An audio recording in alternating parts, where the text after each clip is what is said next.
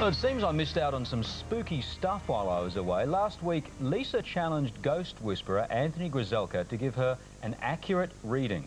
In fact, I should say I have never done anything like this before. I've never sought it out, but I decided to go ahead with it. And Anthony was worried, in fact, that I would be too close, because I think it showed that I'd never had any interest in this sort of stuff before. But we got together anyway, and let's have a look. Okay. Are you ready to go, Lisa? Very ready. Great, okay. First thing I want to say is I have a male energy that's coming through here, okay? This male energy is a grandfather figure. There's an older male energy that I want to talk about, okay?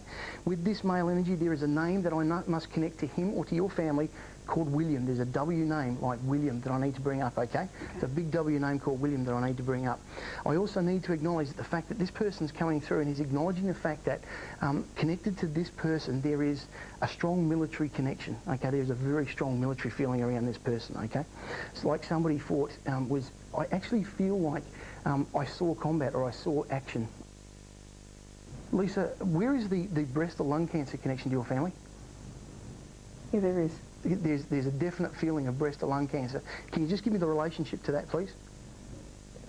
Which type of cancer, or? No, the connection to you, the personal connection to you. Parent. Okay, still here or past? Past. Okay, because I feel like an energy wants to talk about, this older male is talking about the person who had the breast or the lung cancer connection here.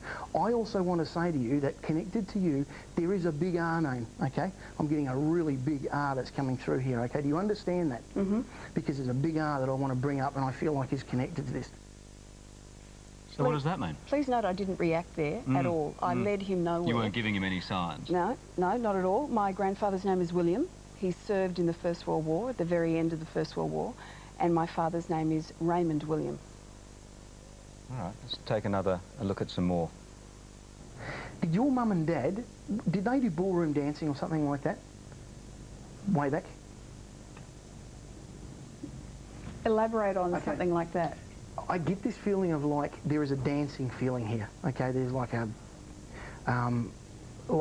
quite a buzzy sort of dancing type feeling that I'm getting here, that he's making me feel like would be like him and mum like doing this together, okay? Like there's a dance thing that he's trying to put through to me here, okay? So, were they dancers?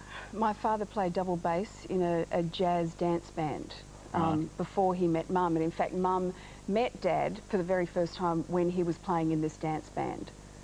So that was how I connected that up. You starting to move you at this stage? Well, as you'll notice, I'm not reacting. I'm just... because I didn't want to be accused of giving anything away. Yeah, well, let's keep going. There's some more. Dad talks about here, I don't know whether Dad was in like the RSL or like some sort of club or league or something like that, but I feel like there's a group of people that put together a memorial for him that's separate from what you guys would have done, okay? There is a separate memorial, a separate thing for him. Do you understand that? Absolutely. And he's making me feel like I'm very proud of that, okay? He's very proud of that situation here.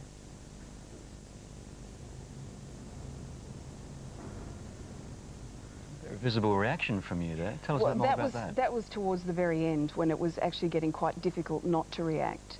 Dad was president of the local rugby union club, and about a year after Dad died, they named the grandstand at the football ground where the Harlequins played. They named it after Dad, so there's a big sign up saying it's the Ray Wilkinson stand.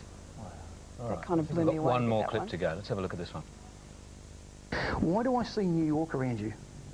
What's the connection to the US New York? I've worked in New York. That would make sense to me because I feel like I want to go to New York. Did you do photographic work or something there?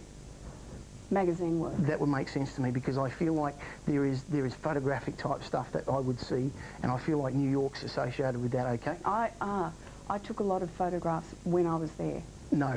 No? This is like job work. This is like either you're a photographic model or there is a big Thank you. photographic thing happening not here. True. Wishful thinking, I do maybe. take the compliment though. I just feel like there is a big photographic thing, and it's to do with very specifically New York, okay? That's what I want to bring up here, okay? Photographic model? What a joke. It just goes to show. Totally ruined his credibility at that point.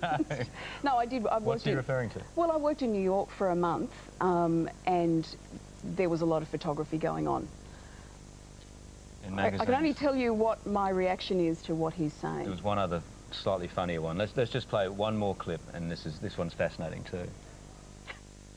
Lisa, who's got a birthday anniversary now? Right now, February? What's the connection to right now? Our dog turned 2 last week. Did you have a party or something like that for the dog? Because I feel like... She got a big bone, yeah. I just feel like there's a celebration, okay? There's like a birthday that I feel like it's just been, okay? Did you just buy a dog? Did you just get a dog? She just turned 2. Oh, sorry, So, you said that earlier, yeah. Can you go a bit further with that one? The dog? I'll try. I've got to say to you that I feel like there's a double connection to this animal. Like there's another connection to this animal. I don't know if you originally had another animal that was the same, but I feel like there's a twin connection to this in some way. Okay? I do. I grew up with exactly the same dog. That would make sense to me because I feel like there's another connection to this. Well, Lisa, there you go. I mean, the thing that strikes me, I mean, we knew this segment was coming up, and I Googled Lisa last night and had a look at what information... Gee, I didn't feel you're it out at there. Now, there's a lot of things you can pick up from your biography and the bits and pieces written about you, but a lot of that stuff was fairly personal. Well, in fact, that you've just seen 4 minutes of what was a 40-minute reading. Right. And there was a lot of stuff in there that was even more personal than that was not appropriate to put to air, but was very accurate, and there's just absolutely no way that he could have any of that information. That is incredible. No way at all. So you're a believer? All I can tell you is as we went through that reading, I was shocked with how much he could tell me and how intimate his knowledge was, particularly of my father. I thought if there was anything to this, that my father would probably come through because we were very, very close, and I was there when he died, and he's the R. So there you go. I issued the challenge, and that's what you get. Be careful what you wish for. There you go. Now, if you'd like more information on Anthony, the Ghost Whisperer, you can go to our website. We'd like to hear more from you about that as well. If you've had any experiences like that, please write to us at our usual web address. And ahead this morning, some more big-name guests, Steve Martin and Kevin